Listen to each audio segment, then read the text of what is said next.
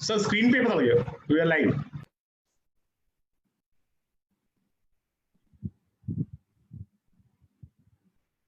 नमस्कार दोस्तों, welcome to webinars by legends.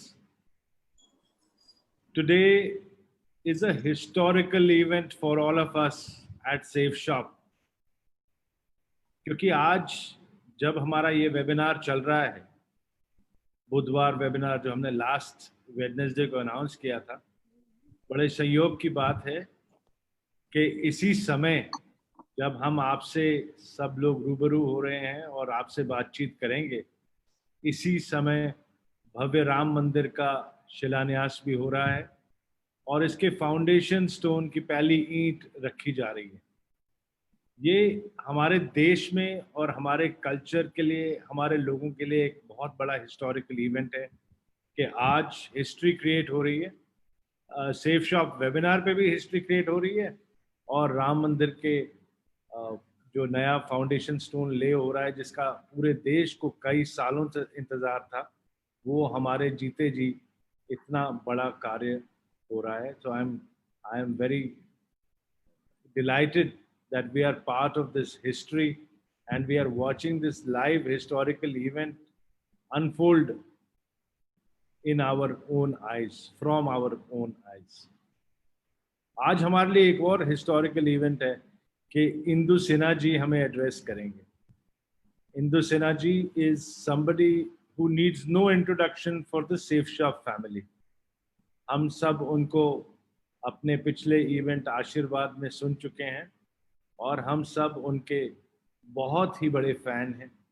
Indu Sinha जी जो हैं हमारे लिए एक गाइडिंग लाइट हैं और अगर अंग्रेजी में इंदु का मतलब देखें तो इट मीन शाइनिंग ड्रॉप, लेकिन मैं कहना चाहूँगा कि इंदु जी का मतलब शाइनिंग ड्रॉप नहीं, she is like the shining ocean, क्योंकि she is not just one drop. She has the ability to encompass everybody with her love, her energy, her affection. And for us, she's a shining ocean. And when you meet her, you feel as if all your worries and all your troubles have been lifted, because just listening to her and hearing her speak gives you so much of calm and peace. आज मैं ज़्यादा समय introduction में नहीं लूँगा, क्योंकि इंदु जी हमारे साथ हैं और मैं उनको रिक्वेस्ट करूंगा कि आज के सेशन को प्लीज़ आगे लेके चलें और इस हिस्टोरिकल वेबिनार को, इस हिस्टोरिकल डे पे हम बहुत उत्सुक हैं आपको सुनने के लिए. I would like to welcome on screen Indu Sinha ji. Indu ji, welcome welcome welcome. नमस्कार रजत जी और हमारे सारे शेफ शॉप के भाईगण जो यहाँ पे बैठे हैं. और मैं शुरू करने से पहले मैं बोलूंगी सब लोग आंखें बंद कर ले. हम 3 बार ओम चैंटिंग कर लेते हैं. सब लोग आंखें बंद कर ले, हथेलियां आकाश की ओर और एक लंबी गहरी सांस ले और धीरे धीरे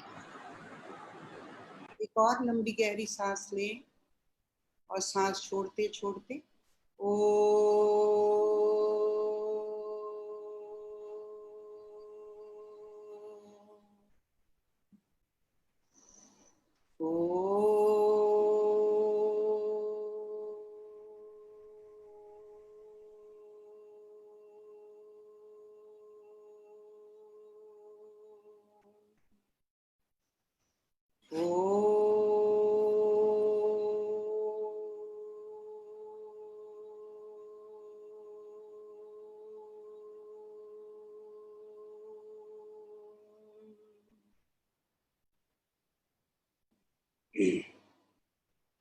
रजत जी बहुत बहुत ध्यान, मतलब आप इतना मेरे लिए 2 शब्द अच्छा बोले, मुझे बहुत अच्छा लगा. वैसे मैं इतना डिजर्व नहीं करती हूँ जितना आपने प्रशंसा किया है, क्योंकि हमारे गुरु अक्सर कहते हैं कि जब कोई प्रेस करे तो वो भी डिवाइन को ही जाता है, तो the creator who has created you.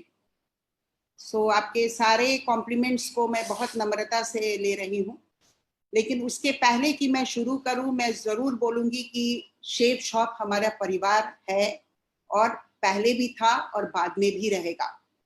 और मैं पिछले बार भी आप लोगों से यही बोली थी कि यहाँ आने के बाद ऐसा लगा कि क्या एक ऑर्गेनाइजेशन का ऐसा भी विजन हो सकता है कि जो भारतवर्ष को कहां से कहां पहुंचाने का कल्पना कर रहा है।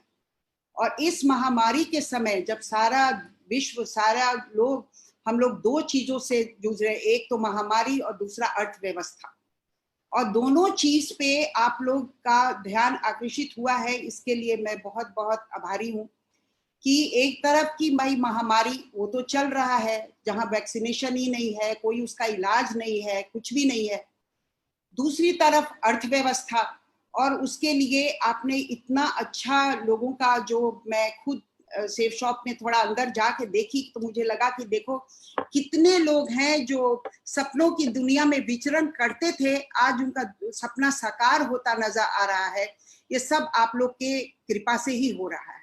आप लोग जैसे गाइड जो हैं, जो देश को लेकर चल रहे हैं, ये बहुत ही सराहनीय है। तो मेरे पास रजत जी का फोन आया कि दीदी आपको दो चीज पे बोलना है, एक है हनुमान जी और एक है कृष्ण जी।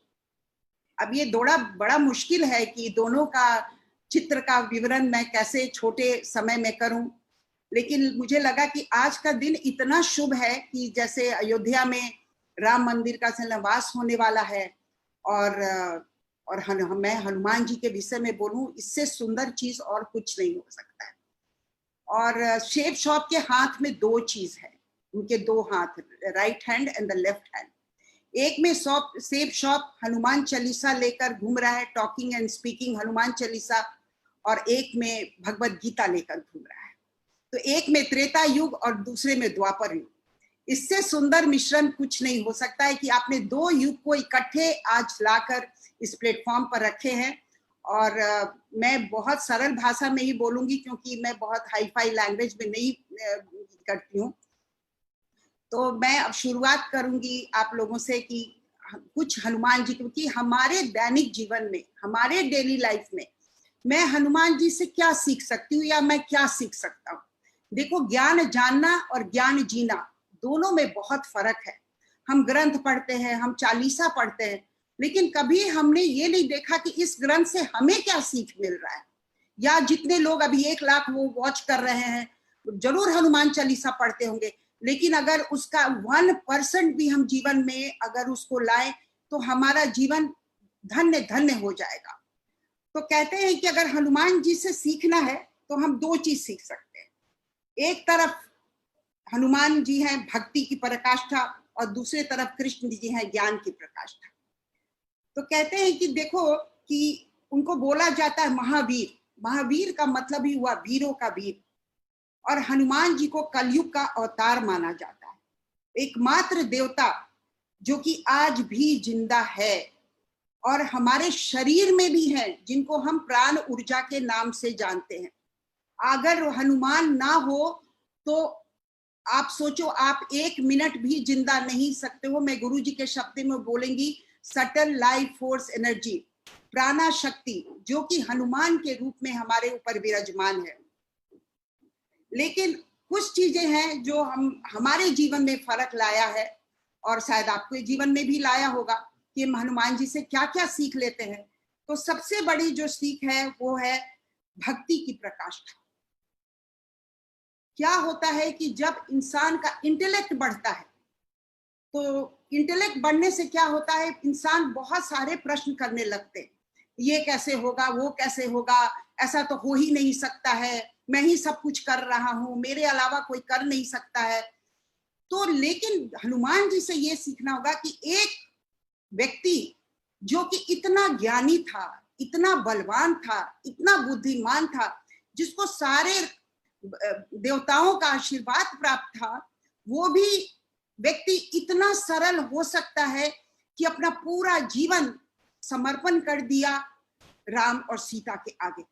ये कम बड़ी बात नहीं है, समर्पण, जो कि हम लोग डेली करते हैं लेकिन इग्नोरेंट वे में करते हैं। गुरुजी अक्सर बोलते हैं कि देखो, सरेंडर करना तुम्हारा स्वभाव है, लेकिन क्या होता है कि जब तुम में एरोगेंस आ जाता है तो तुमको लगता है कि अरे तुम ही कर रहे हो, मैं ही कर रहा हूं।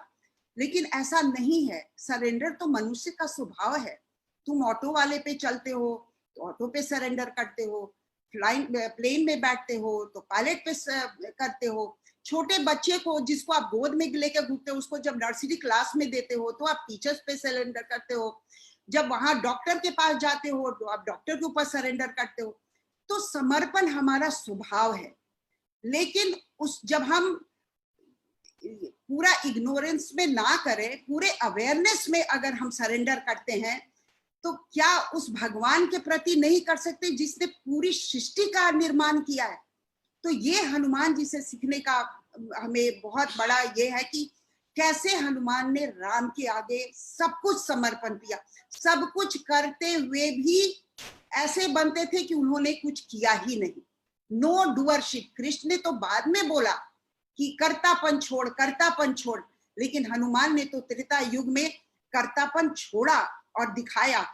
सब कुछ करते हुए बोलते थे कि नहीं, ये सब आप ही कर रहे हैं भगवान, ये तो आप ही कर रहे हैं मेरे राम, मैं तो कुछ भी नहीं। तो ये एक बहुत बड़ा सीख है कि इंसान कोई भी काम करे, लेकिन अगर इस समर्पण भाव से करता है कि अरे मैं तो कुछ भी नहीं कर रहा। तो मुझे याद है, मैं एक बार गुरुजी के साथ मैं वहां गई थी कुंभ मेला में। तो जब कुंभ मेला में गई तो एक भिखारन जा रही थी और उसके सर पे बहुत सारा सामान था। तो गुरुजी ने बोला कि सुनो, गाड़ी रोक दो और पूछो माता जी से कि उनको कहाँ जाना है, उनको ड्रॉप कर देंगे। तो हम लोग गाड़ी रोके तो बोले माता जी आप गाड़ी में बैठ जाओ, आपको कहाँ जाना, इतना सामान लेके आप चल रहे हो, एंड शी मस्ट बी 80+। तो कहती क्या है कि बेटा मुझे छोड़ दो, मेरे साथ मेरा राम लाला है, मुझे पैदल चलने दो। उसका विश्वास देख के, उसका जो निष्ठा था वो देखकर, मतलब इतना हम लोग विचलित हुए कि देखो आज भगवान हम लोग के पास सब कुछ दिया है, लेकिन कहीं ना कोई चीज एक मिसिंग है कि हमारे दिमाग में ये नहीं होता है कि हमारे साथ कोई सुपरनैचुरल पावर भी है, हमारे साथ हनुमान है, हमारे साथ राम है, हमारे साथ कृष्ण है, हमारे साथ शिव भगवान है। तो ये एक भक्ति जो सीखने के लिए मिलता है वो हनुमान जी से मिलता है। दूसरा चीज जो हम सीखते हैं वो है यस माइंड। वो भी हमारे गुरुजी अक्सर बोलते हैं कि जनरली क्या होता है कि जब भी अगर कोई तुम्हें कोई काम के लिए बोलता है तो हमारा टेंडेंसी हो गया है कि हम निगेटिव का बात करते हैं। तो हम बोलते हैं ना ना ना, पता नहीं ये होगा कि नहीं होगा, पता नहीं ये होगा कि नहीं होगा, हाँ ये हो भी सकता है, ये नहीं भी हो सकता है। तो आपने क्या किया, अपने माइंड में एक चीज डाल लिया, ये होगा या नहीं होगा। टोटल कॉन्फ्लिक्ट माइंड के अंदर शुरू हो गया। लेकिन हनुमान जी क्या करते हैं, हनुमान जी जब भी राम के पास कोई भी समस्या आई, चाहे वो छोटी समस्या हो या बड़ी समस्या हो, बिना अपने माइंड को लगाए हुए, एक समर्पण भाव जब होता है तो आप अपने माइंड को नहीं लगाते हो, तो आप क्या करते हो, यस माइंड, हाँ जरूर होगा रघुवीर, जरूर होगा, मैं ये भी करूंगा, मैं वो भी करूंगा, मैं वो भी करूंगा, मैं ये भी कर दूंगा। फिर भगवान तो लीला करते हैं, तो भगवान को भी लगता है कि अरे ये तो इतना यस माइंड में है, तो इसके साथ तो जब उसका समर्पण है तो मैं भी अपना समर्पण दिखाता ही हूँ कि जा कर तू, है ना। कहते हैं कि काम तो भगवान करते हैं लेकिन नाम तो शिष्य का ही होता है। तो ये चीज हमें देखने के लिए मिला कि देखो कैसे हनुमान जी हमेशा ही यस माइंड में रहे, और यस माइंड ही हमारे सक्सेस का कारण बन सकता है। अभी शेप शॉप में जितने लोग काम कर रहे हैं वो इसलिए लाइफ में इतना बेहतर कर रहे हैं कि वो अपने मास्टर को, चाहे वो रजत जी हो या और भी हमारे डायरेक्टर्स हैं, उनको बिल्कुल वो यस माइंड से सुनते हैं। मैंने देखा है कि मेरे मास्टर ने यही बोला है मेरे को, वो क्या होगा, वो सही होगा, वो गलत होगा, वो नहीं सोचते। शेप शॉप में भी वो कट डालते हैं। तो ये जो हनुमान का जो यस माइंड है, जो 24 घंटा हमारे साथ रहता है, हनुमान कोई व्यक्ति नहीं है, हनुमान ऊर्जा है। और पॉजिटिव थिंकिंग भी क्या है, एक ऊर्जा है। तो ये यस माइंड तो जीवन में सबका कल्याण किया, त्रेता में भी किया, द्वापर में भी करेगा, कलयुग में भी किया है ना। तीसरा है जो हम सीखते हैं, दास भाव। दास भाव, जब आप दास भाव में रहते हो, दास मतलब serving, I am serving someone, है ना। तो जब आप सर्विंग करते हो वहां पे आप अपने बल बुद्धि किसी का दिखावा नहीं करते, पूरी तरह से समर्पण कर देते हो। और ये दास भाव भी बहुत सुंदर भाव है, जहां पे ये लगे कि अरे मैं तो कुछ भी नहीं कर रहा, मैं तो सर्व करने आया हूं। फॉर एग्जाम्पल ले लो पॉलिटिशियन, हमारे नरेंद्र मोदी जी हमेशा बोलते रहते हैं मैं तो आपका सेवक हूं। कितना सुंदर सेंटेंस है, मैं तो आपका सेवक हूं, है ना। जैसे हम लोग गुरुजी के सेवक हैं और गुरुजी भगवान है, तो वो भी बोलते अरे हम भी तुम्हारा सेवा करने के लिए तैयार है। यानी कि भक्त भी भगवान का सेवक है और भगवान भी भक्त का सेवक है। तो ये जो सेवा भाव जो होता है, जो अपना दास भाव जो होता है, ये भी अगर हर इंसान में हो, वो जरूर हनुमान बन सकता है। उसको उसके लिए कोई ग्रंथ की जरूरत नहीं है। फिर है मर्यादा का पालन।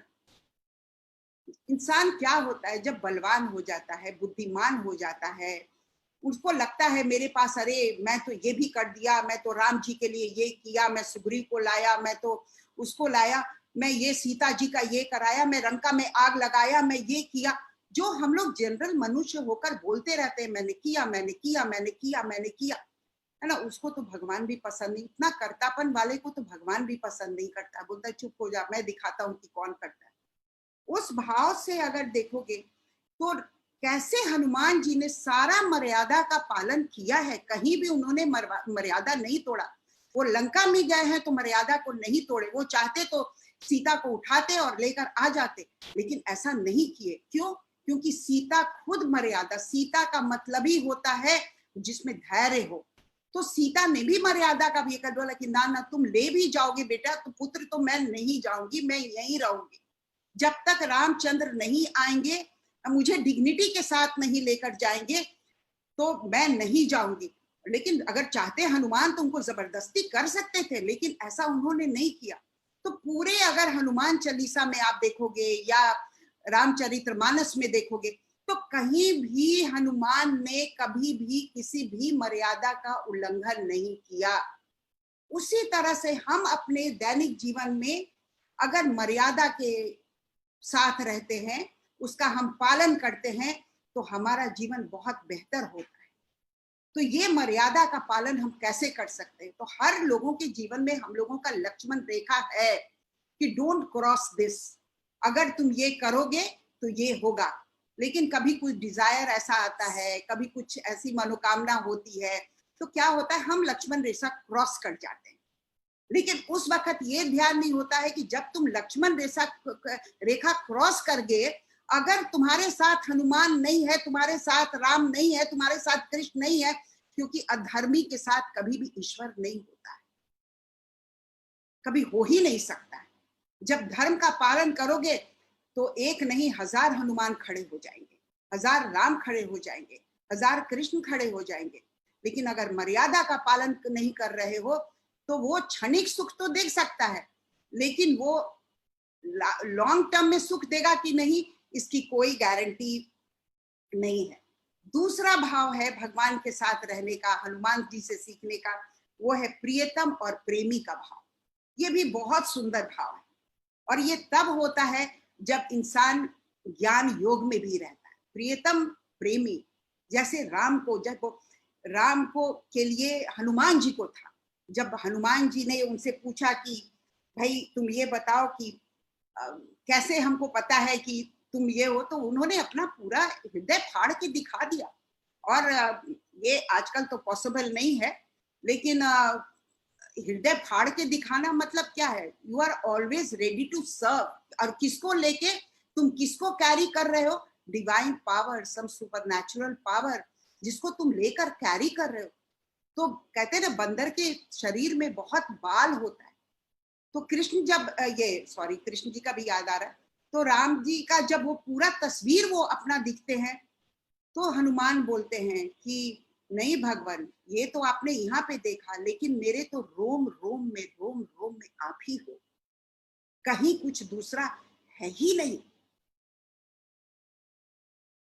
तो ये सब जो भाव है ना, ये भाव रखकर अगर हम जिंदगी जिए तो हम 24 घंटा हम हनुमान जी के साथ हैं, हम राम के साथ हैं, हम सीता के साथ हैं, हम लक्ष्मण के साथ हैं, हम कृष्ण के साथ हैं। कल गुरु जी नारद भक्ति सूत्र पे बोल रहे थे और देखिए कितना कोइंसिडेंट होता है। कल गुरुजी ने हनुमान जी के बारे में थोड़ा सा बोला, मुझे भी बहुत अच्छा लगा कि देखो मुझे आज बोलना है, मैं क्या चीज उनके वाणी से ले सकती हूँ। तो गुरुजी ने बहुत सुंदर बोला कि देखो राम में तो 12 कला था, 12 कला के पुण्य थे, लेकिन हनुमान के पास 14 कला था। हर भक्त के पास ये भगवान का बहुत बड़ा वरदान है भक्तों के प्रति, क्योंकि भक्त जो है वो और 2 डिग्री अपने भगवान से आगे होते। तो वो क्या है, वो है प्रियतम। जब प्रियतम का भाव होगा, जब प्रेमी का भाव होगा, अरे ये भगवान तो कोई, यही तो मेरा प्रेमी है, यही तो मेरा प्रियतम। ये जब आता है सखा भाव आता है। तो हनुमान जी को भी आपने देखा होगा, जो द्वापर युग में देखने के लिए मिला, कि वो भी सखा भाव में थे। जहां पे होता था वो पूरा ही एकदम सखा की तरह खड़े होते थे, और जहां पे ये होना, रिजिड होना, जहां पे वो भगवान को भी इतना अधिकार था भगवान और भक्त के बीच में कि वो राम को भी बोलते थे, ना ना भगवान आप ये काम नहीं कीजिएगा, आपको ऐसे ही करना है, आप ऐसे ही करना है। तो भगवान भी समर्पित हो गया कि नहीं, इसके आगे तो मुझे समर्पण करना ही है। तो और बहुत सुंदर एक, आज मैं, हमारे अंकित बत्रा जी का भजन था, मैं वही सुन रही थी। उसमें बहुत सुंदर लाइन था कि दुनिया चले ना श्री राम के बिना, राम जी चले ना हनुमान के बिना। जब से रामायण पढ़ ली है एक बात समझ ली है, रावण मरे ना श्री राम के बिना, लंका जले ना हनुमान के बिना। तो यानी कि सबको एक दूसरे की जरूरत है। इस समाज में कोई भी व्यक्ति नहीं है जिसकी जरूरत हमें भी नहीं है। अगर हम सोचते हैं लाइफ में कि वी आर इंडिपेंडेंट, तो हमारी बहुत बड़ी भूल है। We are not independent. कोई भी व्यक्ति इंडिपेंडेंट नहीं है, हर व्यक्ति डिपेंडेंट है। लेकिन डिपेंडेंट सिर्फ भगवान पे नहीं है। भगवान ने अपने रूप में कितने लोगों को पृथ्वी पे लाए। प्रकृति फूल लेकर आए, पेड़ लेकर आए, पानी लेकर आए, दूध वाला आया, कॉबलर आया, कितने लोग, कभी धोबी बन के आया, कभी ऑटो बन के आया, कभी डॉक्टर बन के आया, कोई माँ बन के आया, कोई टीचर बन के आया। तो और इस कोरोना के महामारी में तो आपने देखा होगा कि हर व्यक्ति कितना इंपॉर्टेंट नजर आया है। ये कोरोना के समय रियलाइज हुआ कि जिनको हम तुच्छ समझते थे वो भी कितने बलवान हो सकते हैं। आज सारे माइग्रेंट लेबर चले गए, सारी कंपनियां बंद पड़ी हुई हैं। क्यों? क्योंकि उनको हम लोगों ने गरीब समझा। बिल्कुल ऐसे लगता था कि अरे चलो मैं तो इन पे ओवर रूल कर लूंगा। ये आज भगवान ने ये भी दिखाया कि अगर तू सोच रहा है कि तू इंडस्ट्रिस्ट है, तू सोच रहा है कि मैं बहुत बड़ा आज करोड़पति हूं, तो ये तुम्हारा भ्रम है कि इस लॉकडाउन में अगर इलेक्ट्रिशियन की भी जरूरत है तो एक इलेक्ट्रिशियन तुमको नहीं मिल रहा है, अगर प्लम्बर की जरूरत है तो तुमको प्लम्बर नहीं मिल रहा है। तो ये इतना बड़ा सीखने के लिए मिला कि वी आर नॉट इंडिपेंडेंट, बिल्कुल इंडिपेंडेंट नहीं है, और हम सब डिपेंडेंट है एक दूसरे पे। तो जितना सुंदर वो भाव आ जाए कि हर इंसान में हम भगवान का रूप देखने पाए, हर इंसान में, तो ये जो भाव होगा ना, इससे सुंदर सर्विस कुछ हो ही नहीं सकता है। अभी मैं किसी का रियल स्टोरी है ये, गंगोत्री में एक ये रहती है, एक देवी माँ है, जिनको देवी माँ ही बोलते हैं, लेकिन वो बहुत बड़ी उपासक हैं कृष्ण की। वो बाल गोपाल की ही पूजा करती हैं। तो उनके पास खाना वाना नहीं होता है, तो जो भी आर्मी के लोग वहां पे है, वो चाइना बॉर्डर है, वो उनको जाकर रॉ फूड देकर आते हैं और कुक करते हैं, और खुद अफसर लोग जाकर वहां पे खाना खाते हैं। तो एक बार क्या हुआ कि वो जो सन्यासिनी है वो अपने घर में बैठती है और कोई आता है, उस वक्त वो आरती करती रहती है। तो आरती करती है तो जैसे ही कोई होता है बोलते अम्मा आज कुछ खाने के लिए है। अम्मा क्या करती है, आरती छोड़ देती है और वो किचन में जाके कुक कर लो। नहीं अम्मा आरती तो कर लो। बोले नहीं नहीं मैं आरती नहीं करूंगी, मेरे पास तो साक्षात बाल गोपाल है। फिर लोग उसके पास और आते हैं खाना खाने। बोली नहीं मुझे नहीं पता कौन अच्छे हैं कौन बुरे हैं, मुझे तो हर लोगों में बाल गोपाल ही नजर आता है। यानी कि जब खाना भी बना रही है तुमको भगवान ही नजर आ रहा है। उसी तरह से इस कोरोना के महामारी में भी हम लोगों का इतना अंदर शिफ्ट आया है कि देखो हर व्यक्ति कितना, हर भगवान के रूप में हमारे सामने पहले भी आता था, अभी भी आता है और बाद में भी आएगा। पता नहीं किस भेष में नारायण मिल जाए, तो किस भेष में नारायण मिल जाए तो आप नारायण को कैसे सर्व करोगे? तो नारायण को हम ऐसे सर्व करेंगे कि मेरे आगे जो भी व्यक्ति आ रहा है उसको यही सोचेंगे कि हम राम को सर्व कर रहे हैं और मैं ही हनुमान हूं। ये हमें सेवा का मौका मिला है। हो सकता है वो भिखारी के रूप में आए, हो सकता है वो किसी और रूप में आए, हमें नहीं पता वो किस रूप में आएगा। पहले भी वैदिक काल में आपने देखा होगा कि शिव भगवान कितना परीक्षा लिए हैं लोगों का। कभी भिखारी बन के आए, कभी कुछ बन के आए, कभी राक्षस बन के आए, कभी कुछ बन के आए, क्योंकि असल रूप में आएंगे ना तो असल रूप में तो सब लोग वर्शिप करते हैं ना। आपको पता चल जाए ये आदमी मंत्री है तो आप तो जरूर उनको सर्विस दोगे, लेकिन आपके दरवाजे पे कोई और आ जाए जो कि मंत्री नहीं है, आप हम लोगों का पूरा जो हम लोगों का बिहेवियर है वो चेंज हो जाता है। तो ये जो भाव लाना है अंदर से हनुमान का और कृष्ण का, ये एक दिन का ग्रंथ नहीं हो सकता, ये हमारे जीवन का ग्रंथ बनना चाहिए। तो ये हनुमान का हमारा सबसे बड़ा सीख है और मुझे लगता है कि आप लोगों को अच्छा लगा होगा। तो अब मैं द्वापर युग की तरफ बढ़ूंगी। और जब राम, आपको पता ही है कि विष्णु के कई अवतार थे, तो विष्णु ही राम है, राम ही कृष्ण है ना। भगवान के कहते हैं कि हरि के हजारों हाथ, उसी तरह से भगवान के भी कई मुखड़े, कई लीले है ना। और इस पृथ्वी पे आते हैं, कितना लीला करके जाते हैं और हर काल में आते हैं। तो हमें ये लगता है कि ना ना ये तो भगवान नहीं है, क्योंकि भगवान का एक कल्पना है कि वो तीर धनुष लेकर आएगा या वो चंदन लगा के आएगा या कोई वो सांप लपेट के आएगा। लेकिन भगवान जब आते हैं धरती पे तो वो लीला ही करते हैं, वो कोई ऐसा रूप धारण करके नहीं आते, ऑर्डिनरी पर्सन बन के आते, ऑर्डिनरी। कोई शंकराचार्य बन के आएगा, कोई श्री रविशंकर बन के आएंगे, ऑर्डिनरी। अब आपकी नजर कैसी है उस पर डिपेंड करता है कि आप किस रूप में देख रहे हो। जैसे हमारे गुरु हैं, तो मैं तो भगवान नहीं देखी हूँ, लेकिन मैं उनको भगवान ही समझती हूँ, मैं उनको भगवान समझती हूँ। और अगर आप लोग भी जुड़ेंगे तो आप भी भगवान ही देखेंगे। भगवान का मतलब क्या है? भगवान, जिसमें भूमि की तरह सहनशीलता हो, जिसमें गगन की तरह विशालता हो, वायु की तरह सूक्ष्म हो, जो नीर की तरह हो, जैसा जगह डालोगे वैसा नीर शेप ले लेता है, पानी लेता है, जो अग्नि की तरह हो, सारे कुरीतियों को जला के भस्म कर देता है, भगवान। अगर एक व्यक्ति में ये सब गुण देखने के लिए मिलता है, वो व्यक्ति भगवान कहलाने के काबिल हो जाता है। वो कोई भी हो सकता है, वो आप भी हो सकते हो। आपके भी वर्कर मैंने सुना है जो लोग सेब शॉप में हैं, वो उनको मैं बोलते हुए सुनी, नहीं वो रजत जी हमारे ये डायरेक्टर, हमारे वो तो भगवान है, हमें ऐसे गाइड करते। भगवान ही है, क्योंकि उन्होंने आपने उनको रोजी रोटी दिया है, उनके परिवार को संभाल रहे हैं। और उतना ही नहीं कर रहे हैं, सबसे सुंदर कर रहे हैं कि व्यापार अपने तरफ है और अध्यात्म अपने तरफ है।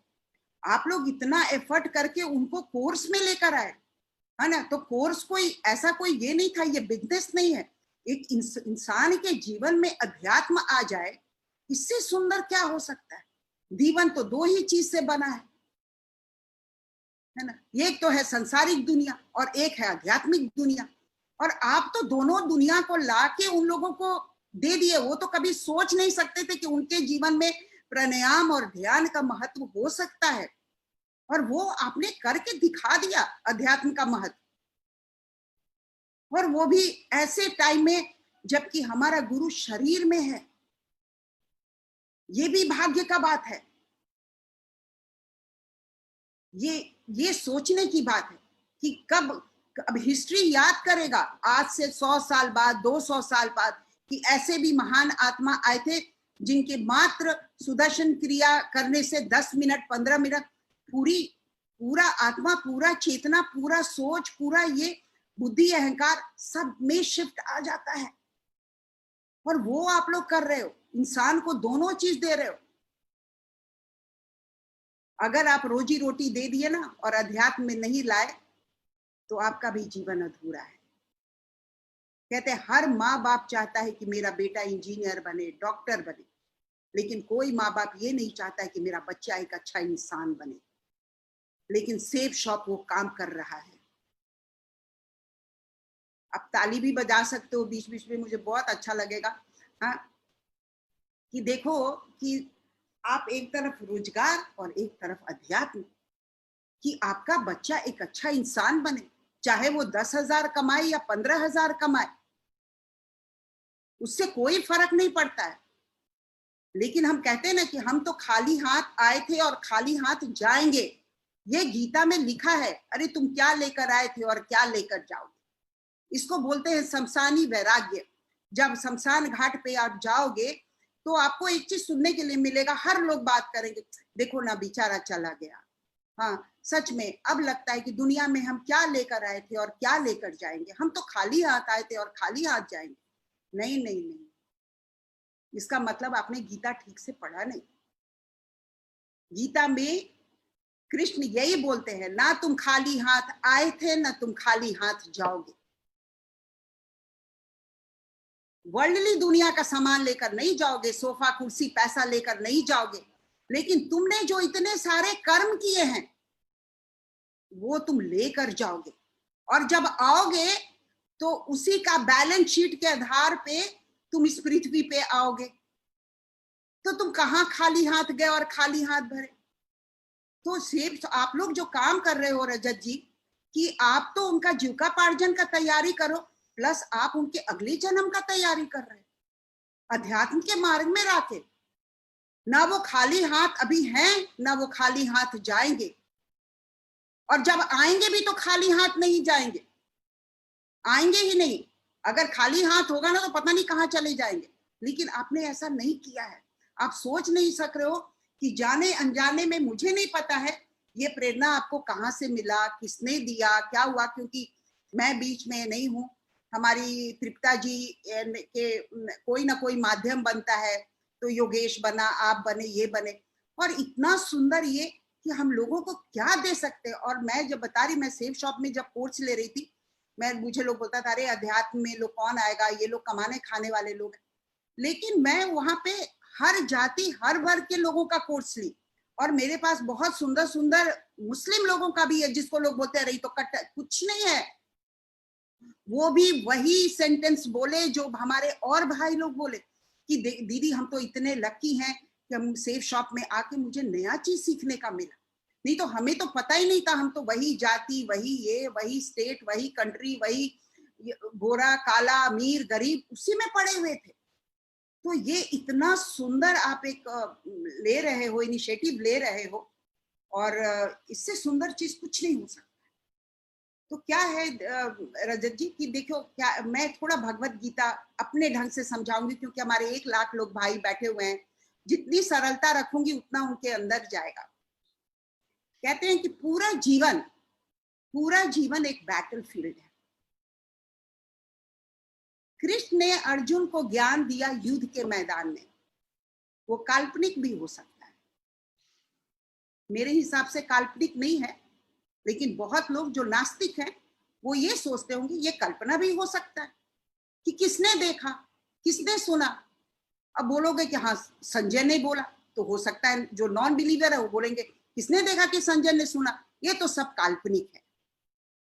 लेकिन अगर छोड़ दो, अगर ये काल्पनिक भी है तो कल्पना भी बहुत सुंदर है। अब आप आ जाओ रियलिटी पे, कि अगर ये कल्पना है तो इसको कल्पना रहने दो, अब रियलिटी पे आ जाओ कि कृष्ण ने क्या बोला। कृष्ण ने यही बोला, the whole life is a battlefield. जब हम भी जीवन में आते हैं, 60-70 साल जो जीवन का बिताते हैं, हर क्षण कभी दुख, कभी सुख, कभी खुशी, कभी गम, कभी करोड़पति, कभी लाखपति, कभी हजारपति, कभी डिमोनेटाइजेशन के समय में 1 भी रुपया नहीं, वो भी भगवान करके दिखा दिए कि देख कौन सा करोड़पति, कितना तू रख लेगा लॉकर में, मैं तो 2 मिनट में खत्म कर सकता हूं। क्या कर लेगा तू, कितने चीजों पर करेगा। 10 गाड़ी है, कोरोना के टाइम में 1 भी गाड़ी यूज नहीं हो रहा है। कपड़े टंगे हैं, 3 महीना से कोई पहन ही नहीं पा रहा है। 10 नौकरदाई हैं, सो कॉल्ड अमीर लोग इतने भय में हैं कि मेरे को इन्फेक्शन न लग जाए। लेकिन काम करने वाली काम के समय आ भी सकती है, नहीं भी आ सकती है। बहुत लोग बुला भी रहे, बहुत लोग नहीं भी बुला रहे। तो ये देख लिए, ये महामारी ने बीमारी तो कम दिया, लेकिन सारा हमें नजारा दिखा दिया कि देख, जितने चीजों को तू सिक्योरिटी समझ रहा था ना, वो कुछ भी सिक्योरिटी नहीं है। जिन बच्चों को तुम अपना समझ रहे थे, आज वो बच्चे तुम्हारा दाह संस्कार करने भी नहीं आएंगे। फिर सच क्या है? फिर व्हाट इज द ट्रूथ? वही है, जो तुम्हें दिखता है वो सत्य नहीं है, और जो सत्य है वो दिखता नहीं है। हमारे गुरु अक्सर ये बोलते हैं, जो सत्य है वो तेरे को दिखेगा नहीं, और जो दिखता है वो सत्य नहीं। नाम, शोहरत, पैसा, धन, दौलत, ये दिखता है लेकिन ये सत्य नहीं है। और जो नहीं दिखता है, एक छोटा सा बैक्टीरिया, एक छोटा सा कोरोना नाम हम लोग दे दिए, पता नहीं क्या है, अभी तक किसी को भी नहीं पता है। आज वो पूरे विश्व को हिला दिया है। अदृश्य शक्ति, वो कोई मेरे तरफ से तो कोई वायरल कुछ भी नहीं है। वो सिर्फ हमारे अंदर का जो नकारात्मक वायरल जो अंदर घुसा हुआ है, वो मनुष्य को बार बार परेशान कर रहा है बीमारी के रूप में। और अगर हम लोग नहीं सचेत हुए तो आगे भी इस तरह का वायरल आएगा। सही कह रहे हैं ना? एग्री? तो then whole life is a battlefield. तो ज्ञान की सबसे ज्यादा जरूरत कहां पड़ती? जब जीवन एक सीधी रेखा पे चल रही है तो ज्ञान की जरूरत नहीं है। But life is not a linear. जीवन एक सीधी रेखा नहीं है, वो कहीं भी मोड़ ले लेती है। उस समय किसकी जरूरत पड़ती है? जब वो सीधी रेखा पे नहीं जा रही है, जितना हमने कल्पना किया, जितना हमने योजना बनाया, वो तो चल ही नहीं रहा है, तो हम क्या करेंगे? फिर उस समय हमें एक मेंटोर की जरूरत पड़ती है, हमें एक गाइड की जरूरत पड़ती है। और द्वापर युग में भी यही हुआ। जब अर्जुन इतना विचलित थे, इतने कॉन्फ्लिक्ट में थे, तो कृष्ण क्या बोलते हैं? अर्जुन, रथ को बीच में लेकर चलते हैं। बीच में लाने का मतलब क्या हुआ? बीच में लाने का मतलब होता है when you are focused, when you are centred. जब लाइफ में आप सेंटर्ड होते हो, फोकस्ड होते हो, तभी आप लाइफ का डिसीजन ले सकते हो। जब तक आप फोकस्ड और सेंटर्ड नहीं हो, आप कोई डिसीजन नहीं ले सकते। फिर आप क्या करोगे उस परिस्थिति पे? अगर फोकस्ड और सेंटर्ड नहीं हो तो किसी विपरीत परिस्थिति में आप एक्ट नहीं करोगे, आप रिएक्ट करोगे। राइट? अब इस रिएक्शन से अपने को बचाने के लिए कि भैया हमें एक्शन करना है, हमें रिएक्शन नहीं करना है। रिएक्ट करके तुम अपनी पूरी जिंदगी देख लिए क्या होता है। अब हमें एक्शन करना है, तो एक्शन करने के लिए ही हमें गुरु की जरूरत होती है, हमें ईश्वर की जरूरत होती है, हमें गाइड की जरूरत होती है, हमें मेंटोर की जरूरत होती है। उस द्वापर युग में अर्जुन को कृष्ण मिले एज अ मेंटोर। और ऐसी बात नहीं है, मिले तो थे दुर्योधन को भी, लेकिन अभी से नाउ चॉइस जो है, हमेशा भगवान चॉइस देता है, तुमको क्या चाहिए। इस तरफ भी जा सकते हो, उस तरफ भी जा सकते हो। तो भगवान ने क्या किया? बहुत सुंदर चीज हमें दिया, और वो दिया हमारा इंटेलेक्ट, जो कि मनुष्य छुड़ाकर किसी को दिया ही नहीं है। ये हमारा बर्थ राइट, हमें मनुष्य होने के नाते ये हमें गिफ्ट मिला, इंटेलेक्ट। ये हमें चॉइस करना है कि what is right and what is wrong. लेकिन दुर्योधन और धृतराष्ट्र दोनों को का विवेक मर चुका था। कहते हैं ना, जब काल मनुष्य पे छाता है तब विवेक मर जाता है।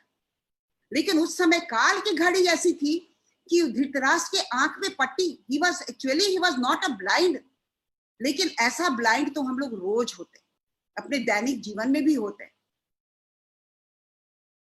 ब्लाइंड हो जाते हैं। एक डिजायर आया वो पूरा नहीं आया, पूरा नहीं हुआ, फिर एक अलग डिजायर आया, फिर अंधे हो जाते हैं, फिर कुछ होने लगता है, फिर किसी को सताते हैं, किसी का चोरी करते हैं, कुछ करते हैं, फिर ब्लाइंड हो जाते हैं। तो लाइफ में कितने बार हम लोग धृतराष्ट्र बनते हैं। तभी कृष्ण जाकर पूछते हैं, दुर्योधन तेरे को क्या चाहिए, बता क्या चाहिए, तेरे को सेना चाहिए या मैं चाहिए, कृष्ण चाहिए, गुरु चाहिए? बोलते नहीं, मुझे तो सेना ही चाहिए। और अर्जुन से पूछा गया, पांडव से पूछा गया, बोले नहीं, मुझे तो सखा चाहिए और मुझे गुरु चाहिए। क्योंकि उनको पता था कि अगर भगवान तुम्हारे साथ है तो तुम कोई भी नैया पार कर लोगे, लेकिन अगर भगवान तुम्हारे साथ नहीं है ना, तो तुमको ऐसा लगेगा कि हम पार कर रहे हैं, लेकिन हो सकता है बीच मझधार में भी आपकी नैया डूब जाए। और ये बर्निंग एग्जाम्पल है हमारे महाभारत का। और इसीलिए ऐसा नहीं कि दुर्योधन में नहीं शक्ति था, कर्ण में नहीं था, ऐसा नहीं था। वो भी योद्धा थे, वो भी बलवान थे, वो भी उसी कुल खानदान के थे, लेकिन चॉइस गलत हो गया। और चॉइस क्यों गलत हुआ? क्योंकि इंटेलेक्ट पे पर्दा पड़ गया। तो ये जो लाइफ, जो बैटलफील्ड है, उस वक्त जब गुरु जब आते हैं तो हर गुरु आके क्या कहता है? गीता बोलता है। गीता का मतलब क्या हुआ? ज्ञानवान। वही गीता होता है जिसको तुम गा सकते हो। चालीसा का मतलब होता है जो अपनी आप गुरु और इष्ट देव की प्रशंसा करते हो, वो चालीसा हो जाता है। तब भगवान किसी न किसी गुरु और भगवान के रूप में किसी न किसी को पृथ्वी पे भेजते हैं और फिर वो हमें बात बताते हैं। वो डिपेंड करता है कि आपका चॉइस क्या है, आप कितना लेते हो उस चीज को। अब देखो, भगवत गीता में 701 वर्जन्स हैं। अब सारे चीज पे तो मैं नहीं बोल सकती, लेकिन मेरे जीवन में जो फर्क पड़ा है, मुझे लगता है कि क्योंकि हम भी आप ही की तरह है, एक नॉर्मल जिंदगी जीते हैं, तो लगता है जो मुझे इम्पैक्ट किया है वो आप पर भी इम्पैक्ट करेगा। तो फर्स्ट लेसन जो हमने लिया भगवत गीता से, जो मुझे बहुत अच्छा लगा, कि हमारे जीवन के 7 अस्तित्व हैं। वो है हमारा body, mind, intellect, memory, ego और सेल्फ। क्या क्या है? Body, breath, mind, memory, intellect, ego और सेल्फ। ये हमारे 7 अस्तित्व हमारे भगवत गीता में भी उसका जिक्र है। और ये गुरु जी ने भी जिक्र किया कि हमारा जो एग्जिस्टेंस है इस पृथ्वी पे, ये 7 चीज लेकर ही है। अब क्या है, अभी शरीर छोड़ देते हैं हम, वो तो सामने सबका दिख ही रहा है। अब आ जाओ जो अदृश्य है, जो दिखता नहीं है, वो है हमारा माइंड, वो है हमारा इंटेलेक्ट। अब माइंड क्या है? माइंड कुछ भी नहीं है, ये भी एक एनर्जी है। इंटेलेक्ट भी कुछ नहीं है, ये भी एनर्जी है। ब्रेथ भी एनर्जी है।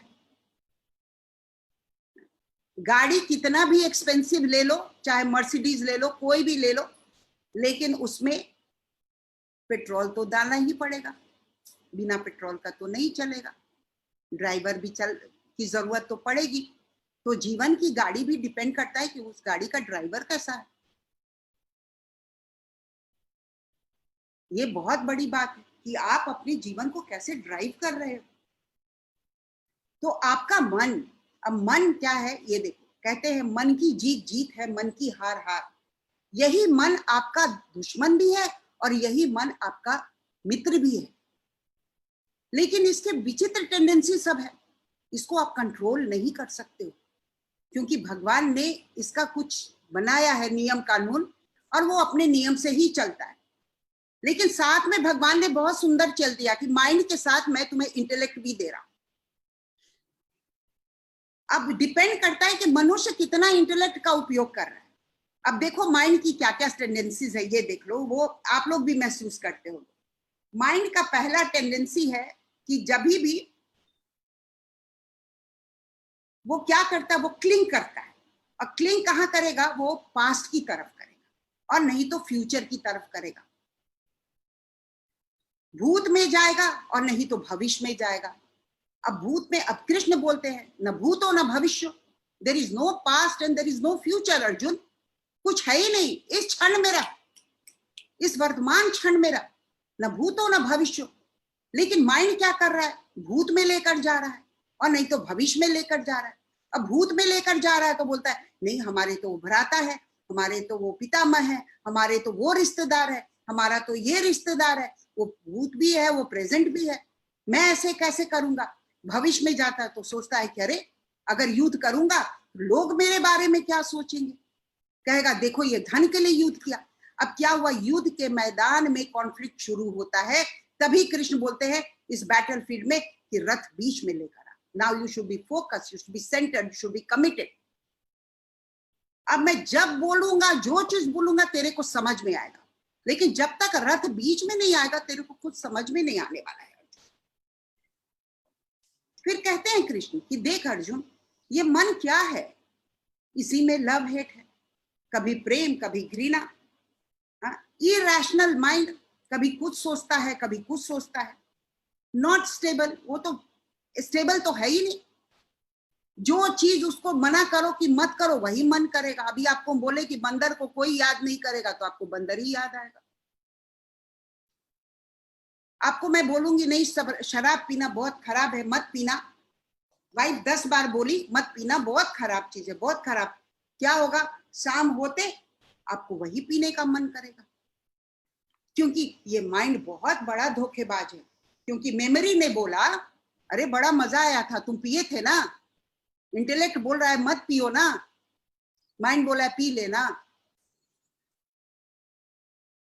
अब ये तीनों के बीच में क्लैश शुरू हो जाता है, करना है या नहीं करना है।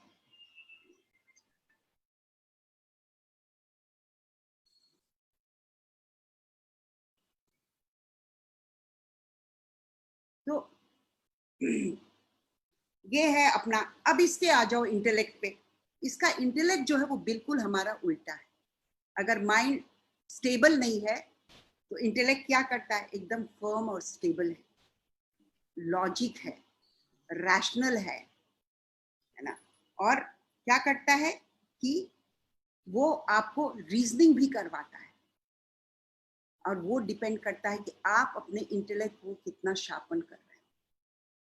और इंटेलेक्ट कैसे शार्पन होगा, माइंड कैसे कंट्रोल होगा। माइंड कंट्रोल करने का चीज नहीं है, लेकिन एक क्षण के लिए भी अगर आपके पास आ जाए ना तो आप अपने को बहुत भाग्यवान समझना।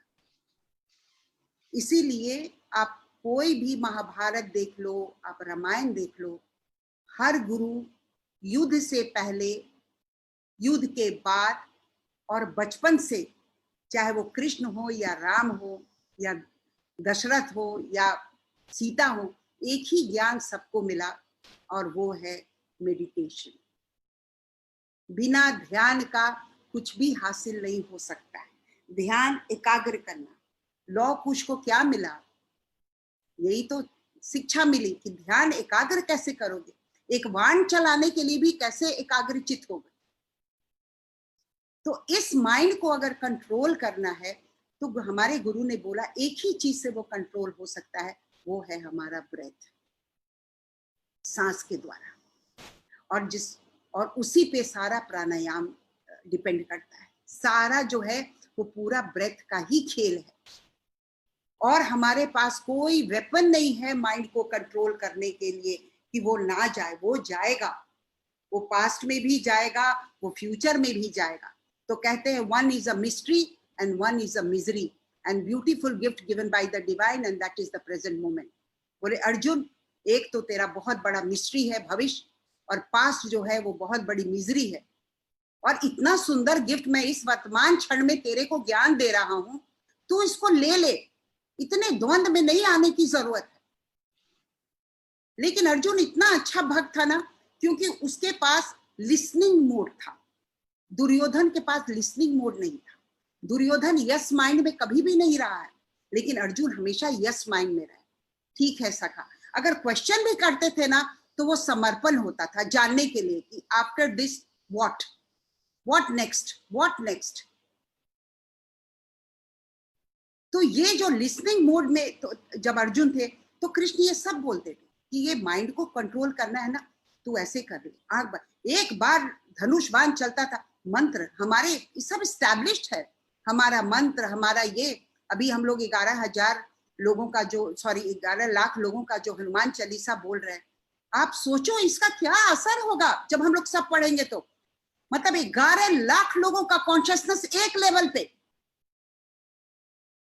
इट्स नॉट ओनली पाठ तो आप घर में भी बैठ के कर सकते हो, लेकिन उस 11 बार में इतने मानव जाति का चेतना एक चीज पे स्थिर होना, राम के ऊपर या कृष्ण के ऊपर या हनुमान के ऊपर, ये तो परिवर्तन लाएगा। और ये भारत ही कर सकता है, दूसरा किसी देश में भी ये वरदान नहीं मिला है। ये हम लोग कितने भाग्यवान हैं कि हम लोगों का जन्म भारतवर्ष में हुआ है, और हम लोगों को ऐसे ऐसे इष्ट देव मिले, कभी हनुमान, कभी राम, कभी शिव, कभी कृष्ण, कभी बलराम, कभी लक्ष्मण, कभी सीता, है ना। हर व्यक्ति को उठाओ ग्रंथ में से, सब अपने आप में ऐसे लगता है अरे किसकी पूजा करें और किसकी पूजा ना करें। पूजा करो तो किसकी करो, एक महान हस्ती हो तब ना। कभी गांधी बन के आए, कभी विवेकानंद बन के आए, कभी नेल्सन मंडेला बन के आया, कभी मदर टेरेसा बन के आया, है ना। गौतम बुद्ध बने, कभी जीसस बने। किसकी किसकी करो आराधना।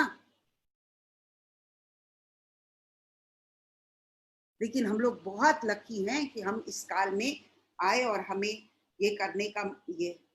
लेकिन क्या होता है ना, ये माइंड बहुत बहुत परेशान करता है।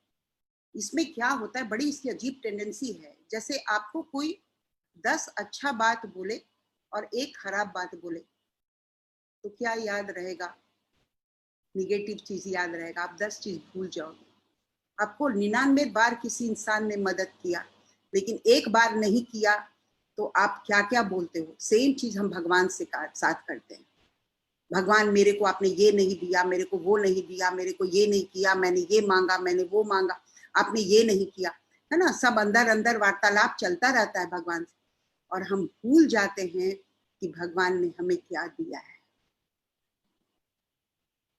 फिर क्या करते हैं, भगवान याद दिलाने के लिए वो आपको पिंच देता है। ओके, अगर तू ग्रेटिट्यूड में नहीं है ना, अब मैं दिखाता हूं कि मैं क्या करता हूं, देख अब करोना देता हूं, आजा ग्रेटिट्यूड में, आजा। पहले तो कोई नहीं आया ग्रेटिट्यूड में, अब आजा। इतना कुछ तुम लोगों को हम दिए, क्या नहीं दिए, पानी दिए, ये दिए, पेड़ दिए, पौधा दिए, फल दिए, लेकिन तुम लोगों ने कभी उसको निरादर किया, पूरे इन्वायरमेंट का निरादर किया। अब तुम आ जाओ और ये भी करके दिखा दिया कि देख तेरे वजह से ही सारी प्रकृति खराब हो रही। तो प्रकृति भी क्या है, दो तरह का है। एक पेड़ पौधा जीव जंतु जो आप देखते हो वो इन्वायरमेंट को पॉल्यूट करता है, और एक पॉल्यूशन हमारा माइंड करता है। इतना पॉल्यूटेड माइंड अगर हर सब इंसान का होने लगेगा, आप इस पृथ्वी पे रह नहीं सकते हो। और 21st सेंचुरी में यही हो गया है, हमारा माइंड इतना निगेटिव हो गया है, इतना निगेटिव हो गया है कि हमें समझ ही नहीं रहा है कि हम किस तरफ जा रहे हैं। राइट रजत जी, सही कह रहे हैं ना, है ना। तो हाउ टू गिव डायरेक्शन, कौन करेगा? ये पावरफुल माइंड को हम कैसे दिशा देंगे?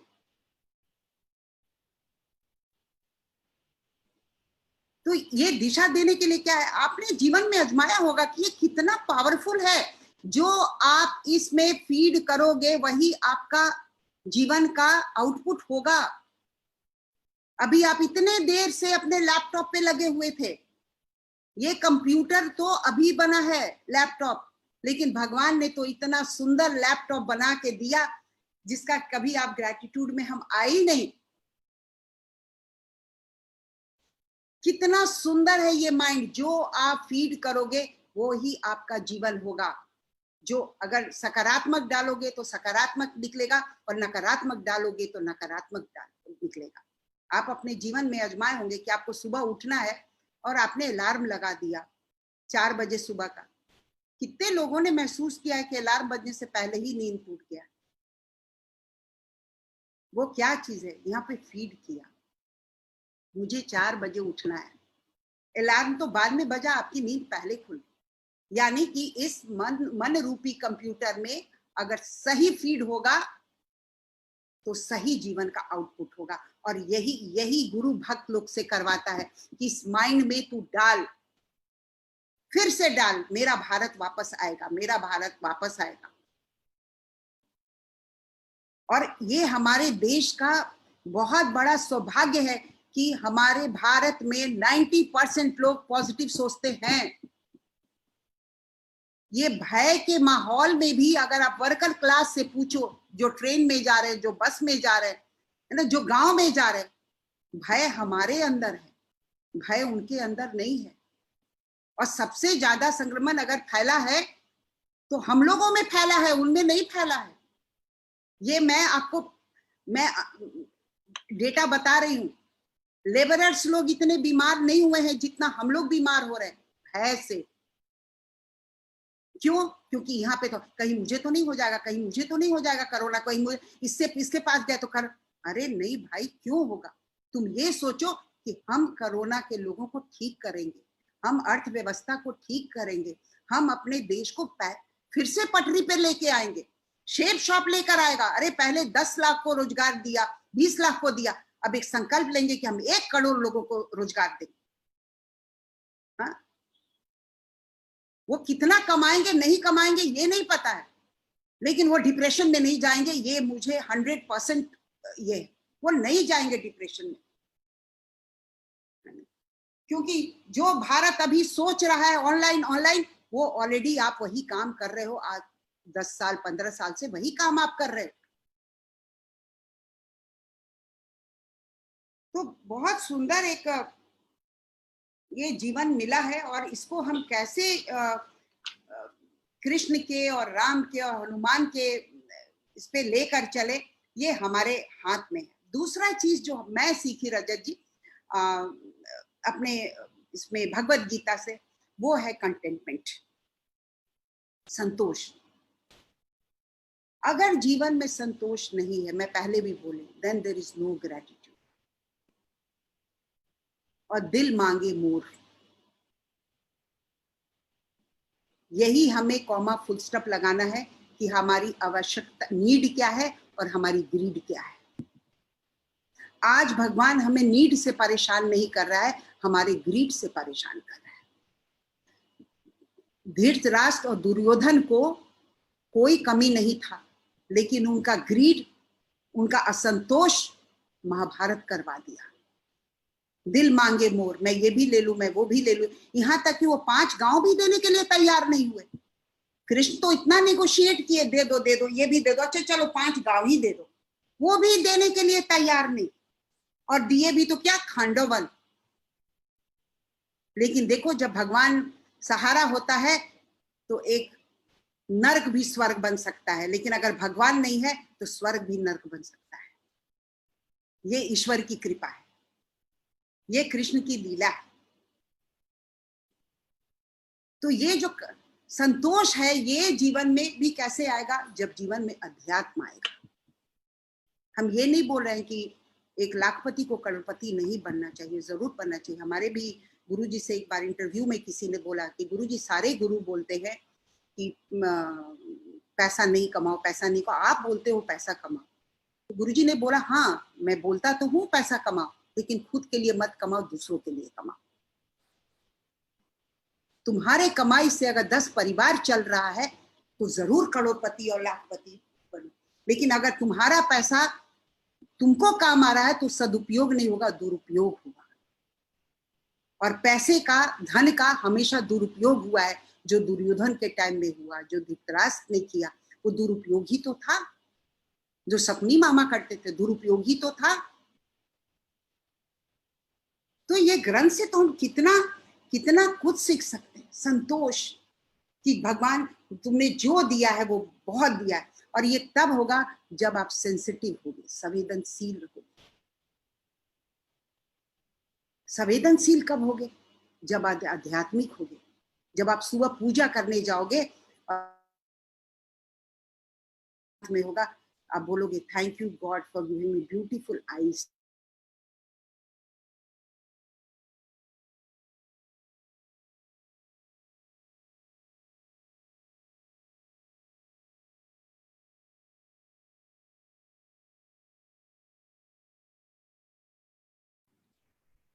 आई थिंक इंदु जी डिस्कनेक्ट हो गए और ये बहुत ही शानदार सेशन चल रहा था, but in case she can't get connected again, I would like to thank her from behalf of the entire Safe Shop family. उनके इंट्रोडक्शन में कहा था मैंने आपको कि इंदु का मतलब एक चमकता हुआ बूंद होता है, लेकिन हमारे लिए इंदु का मतलब एक चमकता हुआ सागर है।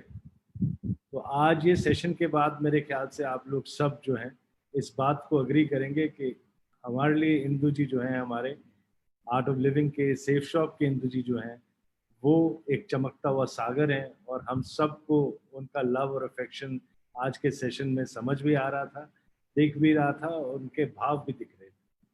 कई बारी वो बोलते हुए इमोशनल हुए। वो जो उनके अंदर भाव है वो कंप्लीट सरेंडर का भाव है।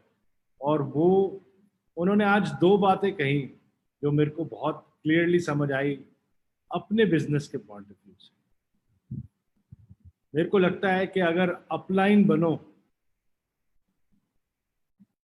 तो आप बनो अपलाइन कृष्ण जैसे, और अगर डाउनलाइन बनो तो आप बनो डाउनलाइन हनुमान जी जैसे, क्योंकि कृष्ण जी से बेहतर कोई अपलाइन नहीं है और हनुमान जी से बेहतर कोई डाउनलाइन नहीं। और ये आज की सीख है, क्योंकि ये दोनों ग्रंथ हमारे पास हैं। भगवत गीता भी हमारे पास है और हनुमान, संपूर्ण हनुमान भी हमारे पास है। आज इसलिए हिस्ट्री क्रिएट हो रही है क्योंकि राम मंदिर का भी आज ही इनॉग्रेशन हो रहा है, कंस्ट्रक्शन का। लेकिन आज हम लोग एक हिस्ट्री और अनाउंस करने जा रहे हैं, क्योंकि मैंने पहले भी आप लोगों को कहा हुआ है कि सेफ शॉप हिस्ट्री पढ़ता नहीं है, हिस्ट्री क्रिएट करता है।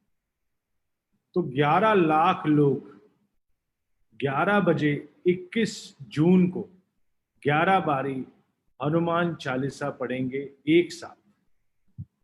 इसका लिंक मैं आपको बहुत जल्द आपके टीम्स को भेजूंगा, जिसके अंदर आप लोग रजिस्टर करेंगे और आर्ट ऑफ लिविंग, वैदिक संस्थान और हम लोग मिल के हिंदुस्तान के हर कोने में 11 लाख लोग 11 बजे 21 जून को इस इवेंट को एक वर्ल्ड वाइड सक्सेस बनाएंगे और पूरे दुनिया में इसकी पॉजिटिव एनर्जी को फैला के हनुमान जी से प्रे करेंगे कि हम सब की रक्षा करो। और इस ट्राइंग टाइम्स में, इस टेस्टिंग टाइम्स में हम सबको, हमारे परिवारों को, पूरी दुनिया को, हर इंसान को इस प्लैनेट पे एक ऐसी शक्ति दो जिससे हम लोग पॉजिटिविटी और पॉजिटिविटी और पॉजिटिविटी में ही रहें। अब मैं इस संकल्प को आगे बढ़ाने के लिए सबसे पहले इनवाइट करूंगा सिद्धार्थ जी को, ताकि वो इस संकल्प को जो हम सब मिल के ले रहे हैं दोहराएं, और इसके बाद इस पैनल में जितने भी लोग हैं सब लोग एक एक करके इस संकल्प को दोहराएंगे। तो मैं सबसे पहले इनवाइट करूंगा सिद्धार्थ जी को। आप सभी को मेरा नमस्कार। मैं सिद्धार्थ सहगल संकल्प लेता हूं कि 21 जून सुबह 11 बजे अपने सेफ शॉप के साथियों के साथ 11 बार श्री हनुमान चालीसा का पाठ पूरे ध्यान के साथ करूंगा। Thank you so much Siddharth ji. अब मैं रिक्वेस्ट करूंगा राजू आनंद जी को कि वो कुछ कहें हमें आज के सेशन के बारे में भी और इस संकल्प के बारे में। नमस्कार, मैं राजू आनंद संकल्प लेता हूं कि 21 जून को 11 बजे मैं 11 बार श्री हनुमान जी का हनुमान चालीसा का आप सभी के साथ, सेफ शॉप परिवार के साथ पाठ करूंगा और प्रार्थना करता हूं कि ये संकल्प जो हम सभी लोग ले रहे हैं हनुमान चालीसा को पढ़ने का, इससे जो कष्ट पूरी दुनिया में आ रखे हैं वो दूर हो, पॉजिटिव एनर्जी हम सभी के लोगों की जिंदगी में आए। Thank you. मैं रिक्वेस्ट करूंगा संजय कटोच जी को कि वो बताएं आज के सेशन के बारे में और एक संकल्प लें कि ये जो हमने प्लान किया है 11 लाख लोगों का, इस रिकॉर्ड को हम तोड़ के दिखाएंगे, सिर्फ अचीव नहीं करेंगे, तोड़ेंगे इस रिकॉर्ड। दोस्तों नमस्कार सर, सबसे पहले मैं कुछ आज अपने सेशन के लिए कहना चाहता हूँ। दिल भी भरा हुआ है, आंखें भी भरी हुई हैं, और जो इंदु जी ने आज जो भी कुछ दिया, उनकी जो बात थी कि संसारिक जीवन में हम लोग थे और अब आध्यात्मिक में आ गए, खाली उनकी आंखें नम नहीं थी, हमारी भी आंखें नम। और मैं ये कहना चाहता हूँ कि जो उन्होंने कहा कि यस मैन होना चाहिए, तो मेरे को मौका मिला है सर कहने का। मैं कहना चाहता हूँ कि हम लोग जितने भी पैनलिस्ट हैं यहाँ पर, we are thoroughly yes man. हम लोग आपके मार्गदर्शन में हैं और बिल्कुल यस मैन की तरह ही काम कर रहे हैं। जैसा आप दौड़ा रहे हो, जैसे आप चला रहे हो, जैसे हमने अपनी निष्ठा सब कुछ आपको प्रदान कर रखी है कि आप जहाँ ले जाएंगे हम लोग उस पर आगे बढ़ेंगे। बहुत ही अद्भुत सा था। मुझे तो ऐसे लगने लगा कि इंदु जी भी भगवान का ही रूप है हमारे बीच में, और वो भी कहीं ना कहीं उस अंश के साथ हमारे साथ काम कर रही है। ये बहुत अच्छा सा संगम हुआ है। कैसे हुआ है उसको आप जानते हो, हमें तो आप में भी वही अंश नजर आ रहा है। और ये जो निष्ठा आज आपने भरी है, जो आध्यात्मिकता जो आपने भरी है आज हमारे अंदर, ऐसा कभी जीवन में था नहीं। आज का जो सेशन था वो इतना ही अद्भुत था, इतना ही दीवाना बना देने वाला और इतना ही मन को झंझोड़ देने वाला था कि जिंदगी आज से लगता है कि किसी दूसरी दिशा में चलने लग पड़ेगी। बहुत बड़ा दिन चुना है सर। 21 जून योगा डे भी होता है, और जो हमारी जो दुनिया के भगवान है वो सबसे ज्यादा ब्रॉडर लाइट आज के दिन दे रहे होते हैं। आपको पता होगा कि 21 जून को सबसे बड़ा लाइटिंग डे होता है, दिन सबसे बड़ा होता है उस दिन। और उस दिन हम संकल्प लेते हैं सर, वचन देते हैं आपको, संकल्प लेते हैं कि 21 जून को हम लोग 11 लाख से भी ज्यादा लोगों के साथ में संकल्प लेंगे। 11 लाख लोगों के साथ में हम लोग हनुमान चालीसा पढ़ेंगे, और जितने भी कष्ट हम लोगों को के निवारक हम बन सकते हैं, क्योंकि मैं भी बहुत बड़ा हनुमान का भक्त हूँ। उनकी एक छोटी सी चौपाई याद है कि जय कपीसती हूँ लोक उजारो, संकट मोचक नाम तुम्हारो। तो इतने बड़े संकट मोचन का नाम हम उस दिन लेने वाले हैं। और इतनी अच्छी बात थी कि भाई सेशोपियन तो डर किस बात का है। मैं आपकी करेज देखता हूँ, डायरेक्टर्स की देखता हूँ, हम लोग सब लोगों के बीच में काम कर रहे हैं। तो ये सर हमारा वचन है। मैं आपको अपनी तरफ से और अपने सारे सेशोपियन को और जितने भी लोग सुन रहे हैं उनको सिर्फ ये कहना चाहता हूँ कि हम लोग सब संकल्प लेते हैं। ये सबका मिशन है कि हम इस दुनिया से नेगेटिविटी को भगा के रहेंगे, और सबसे ज्यादा काम इस सेशोपियन और एओल के साथ मिलकर, और इंदु जी का भी बहुत बहुत धन्यवाद करके हम लोग फट्टे चक देंगे sir. Thank you very much. Thank you. I would now request Indu ji wants to rejoin. Can anybody unlock her? Indu ji is trying to rejoin. Okay, the meeting is locked. I'll just Sanjay, please say a few words. Till then, I'll try and rejoin Indu ji. दोस्तों नमस्कार, मेरा नाम संजय जैन है और आज का session बहुत ही अद्भुत सेशन था। और हमारे सेफ शॉप में हमारे सारे डायरेक्टर्स कुछ अलग तरह से डिसीजन लेते हैं हमारे पूरे ग्रुप को। पूरे यदि हम देखेंगे तो अलग तरीके से लीड करके लेके जा रहे हैं, और इसी वजह से हमारी ये सेफ शॉप कंपनी पूरे मार्केट में कुछ अलग तरीके से दिखाई देती है। यहाँ के लोग, यहाँ के लीडर, इनका जो डेवलपमेंट हो रहा है वो बहुत वास्तव में बहुत बढ़िया तरीके से, बहुत उम्दा तरीके से सारा डेवलपमेंट हो रहा है। और ऐसा बहुत कम ऑर्गेनाइजेशन में होता है जहां पर अर्निंग के साथ साथ हम इतनी बढ़िया लर्निंग कर सकते हैं। और आध्यात्मिक उन्नति के लिए ये जो प्लेटफॉर्म तैयार किया है ये बहुत ही अद्भुत है।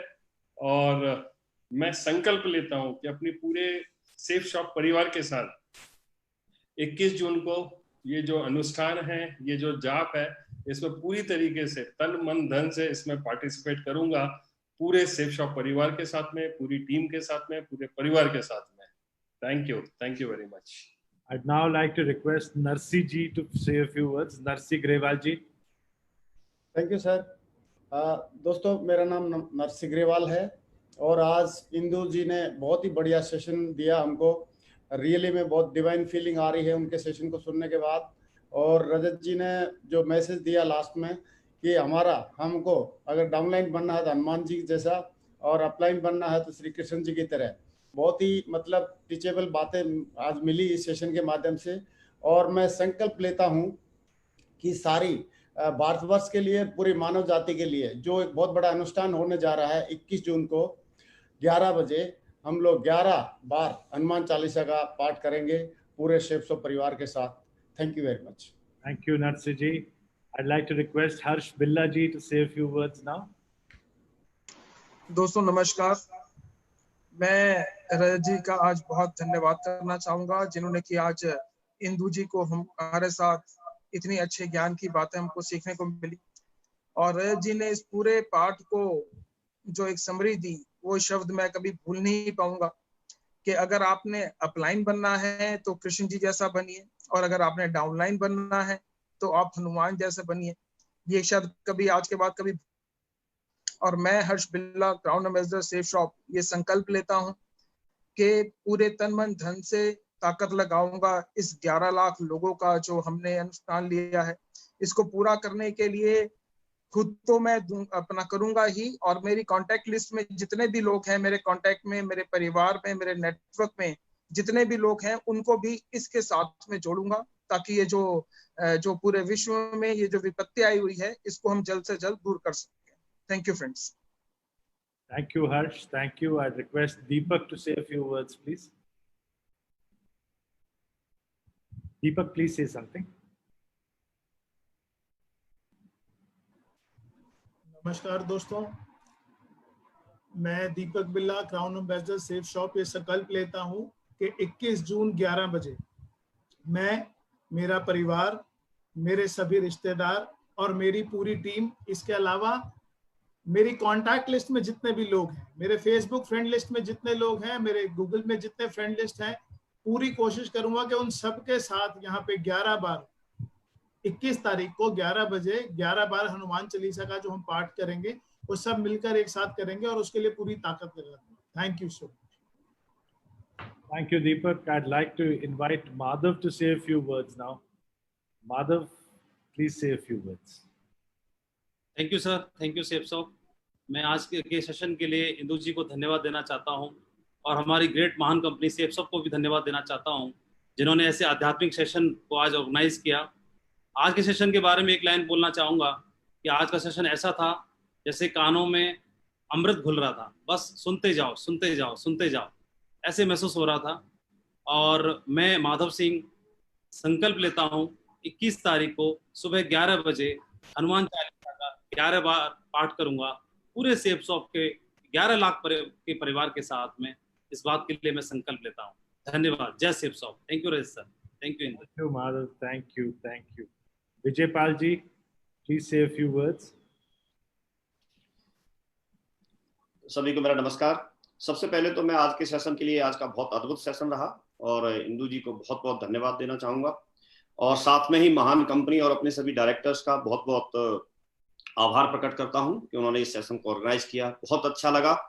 और मैं विजयपाल सिंह संकल्प लेता हूं कि मैं अपने सभी रिश्तेदारों के साथ, जो मेरी कॉन्टेक्ट लिस्ट में है, जहां तक भी मेरी पहुंच होगी, उन सबके साथ में 21 जून को 11 बजे 11 बार हनुमान चालीसा का 11 लाख लोगों के साथ में मैं पाठ करूंगा, और जहां तक मेरी अप्रोच होगी सबको मैं इसके लिए जरूर बोलूंगा।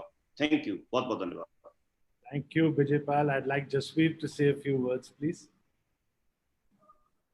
बहुत बहुत धन्यवाद सर, आज का एक दमदार सेशन, इतना गजब का वेबिनार देने के लिए। आज जो एनर्जी क्रिएट हुई है, वाकई में अभी इससे ये क्लियर हो गया है कि जो हमारा जो इंटेंशन है, जो हम लोग काम कर रहे हैं, वो वाकई में बहुत अच्छा है। आदमी बड़े बनो या छोटे बनो, मैटर ये नहीं करता। आज हम लोगों को ये समझ में आ गया, आदमी अच्छे बनना बहुत जरूरी है, और अच्छे के लिए आध्यात्म का रास्ता हम लोगों को अपनाना जरूरी है। ये बहुत अच्छे से समझ में आया।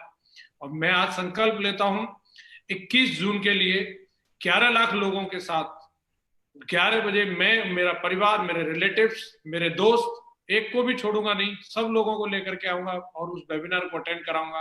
वाकई में हनुमान जी का नाम सुन के एनर्जी आती है।